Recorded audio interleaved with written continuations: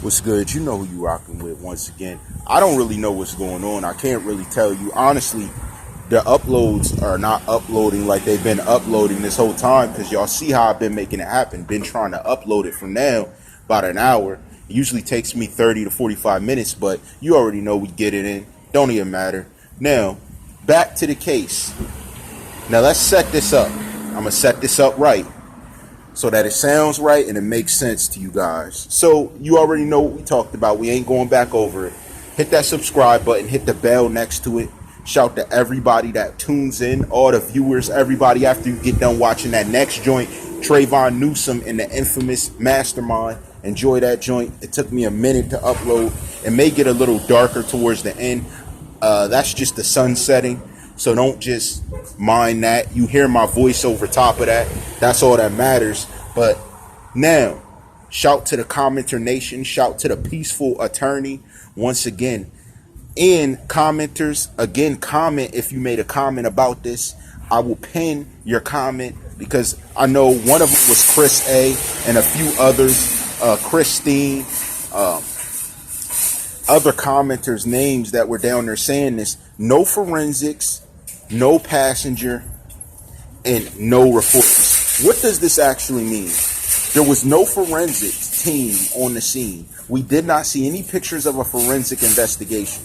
We have no data implicating this, but yet we have those yellow markers on the ground that implicate shells, casings. Now, what I want to say about the casings, the picture I actually have, again, I'm speaking on documents I literally have saved. So basically, just because there was yellow markers on the ground doesn't mean a full investigation happened how it was supposed to.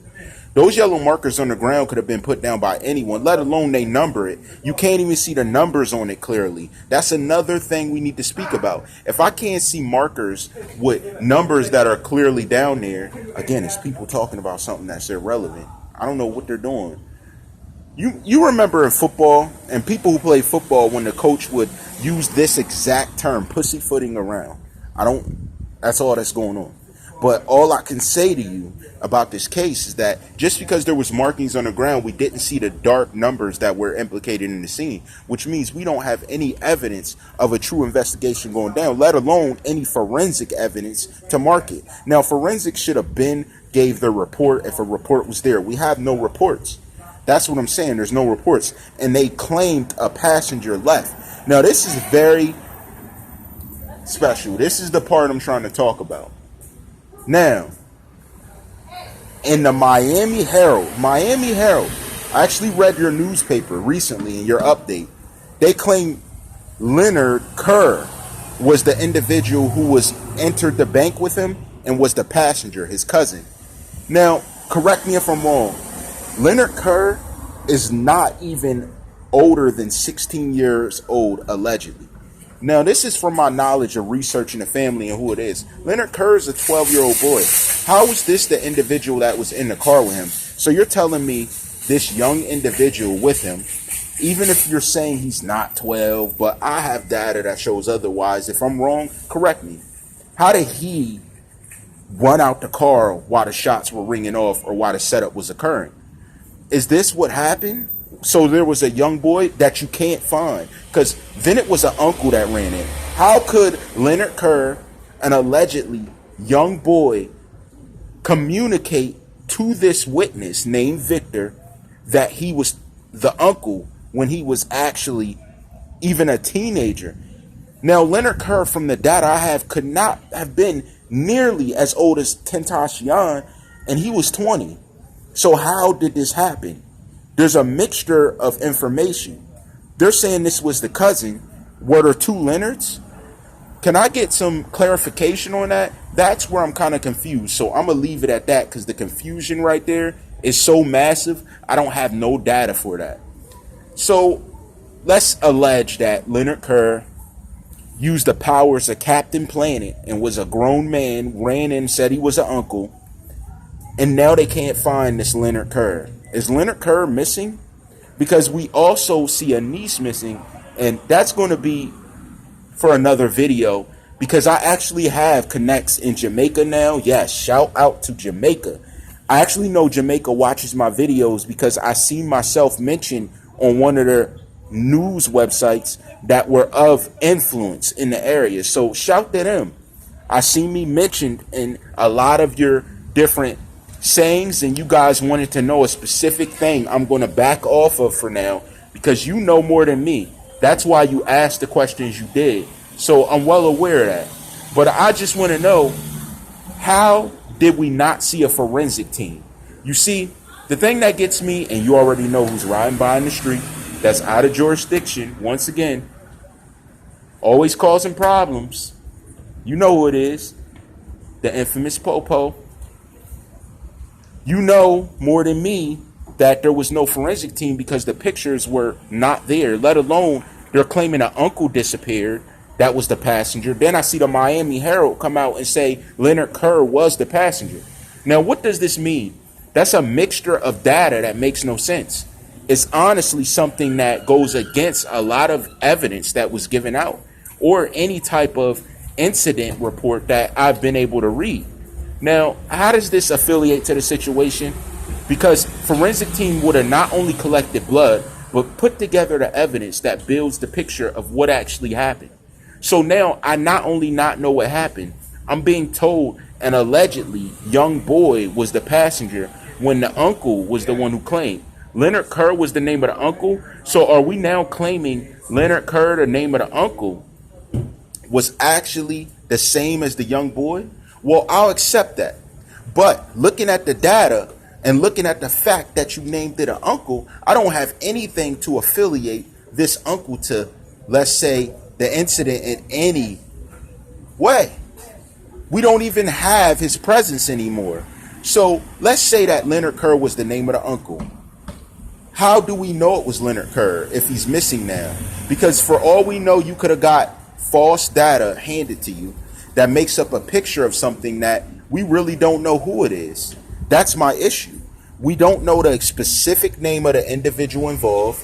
We don't know if a forensic team even touched ground because we don't have any pictures, let alone I see markers in a picture I have, but no investigators, not even any authoritative cars, nothing identifying the fact an investigation is going on. We have a woman that heard shots and just seen this man in a deceased manner. Now, what does this all mean? It's very mixed signals. That's the name of this, mixed signals. There's too many mixed signals for me to understand what exactly is happening.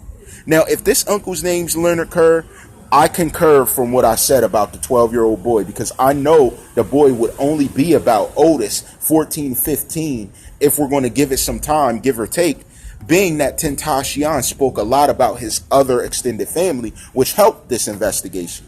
So let me know something. If there's no forensics, no report, and not even a passenger, what evidence do you really have of what actually went on? You couldn't build circumstantial evidence without a forensic team. You couldn't build any type of direct evidence with all these contradictions of a witness testimony. So what evidence are we talking about? Honestly, the video's all we can have, but remember what I told you. Technology can be, let's say, swindled and changed to make these 4 black men look like they're guilty. How many times have we seen this happen in cases? How many times have they rushed pictures out and then a person has actually come out to be innocent in a situation? Isn't this a normal occurrence? Is this not something that leads to understanding? And one other thing I want to mention, how can police hop out their car while it's running, but if you did the same thing, you would get fined for doing that? That doesn't make sense to me. I have to mention that real quick because I know law and that makes no sense to me. I always see it. So you get a charge if you stole a cop car, but on the same token, they're okay to leave their keys in the car if it got stolen and they don't get fined. I just want to mention that quick. That bothered me. That bothers me because that's what I'm looking at right now and it makes no sense. But anyways, so this scene went down this specific way and there's no detail to help me understand the true meaning behind what's going on. You have a missing uncle, allegedly. You have no forensic team visibly on the scene or investigators visibly on the scene. So there's just an investigation and manhunt going on around the scene. And you guys chose to take pictures of the scene, but not put them out to public because it would damage your scene. How? How about your scene was damaged by Riva Motorsports running up to him trying to do CPR when they could have easily messed up evidence, not willingly, but stepped on different things. And allegedly, if he is shot, could they not have removed or touched shell casings? Was there an investigation into that? How about the fact that the witness ran over and was taking photos? Is he not being charged for that? For putting them on social media when he could have easily messed up evidence? Are you guys starting to see what I'm trying to say? Are you guys starting to see what I'm trying to say? There's a lot of inconsistencies with the data we have, a lot of inconsistencies with the evidence. Even the exact evidence that I'm being seen makes no sense. It makes no sense. And a lot of other evidence does make sense.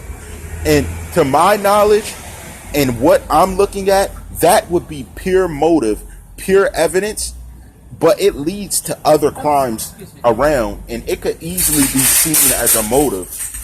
It can easily be dictated as a motive to why things are occurring the way they do. And it can easily be misconstrued because it makes no sense. A lot of it's tainted. A lot of it has nothing to do with the website, nothing to do with anything going on that I see on Miami Herald. Now they're coming out saying that the passenger was Leonard Kerr. They didn't give an age. They just said Leonard Kerr, the cousin. So why is the witness saying the uncle? So how old was this cousin to run in and say he's an uncle? Would it not have been clear that this man's not old enough to be the uncle of Tentacion? Especially if it was a cousin. Is that not visible? Am I tripping? Does any commenters comment below what your thoughts are? Let me know. I'm about to hit you with one more, and this is going to be the more detailed one. Again, shout to the peaceful attorney with the documents on the side. Shout to Mrs. M. Shout to Nanette. Shout to Lele Martinez. Shout to a lot of you. Valerie, you guys are sending me good information, and I'm going to rock with it. So rock with me. All rights reserved.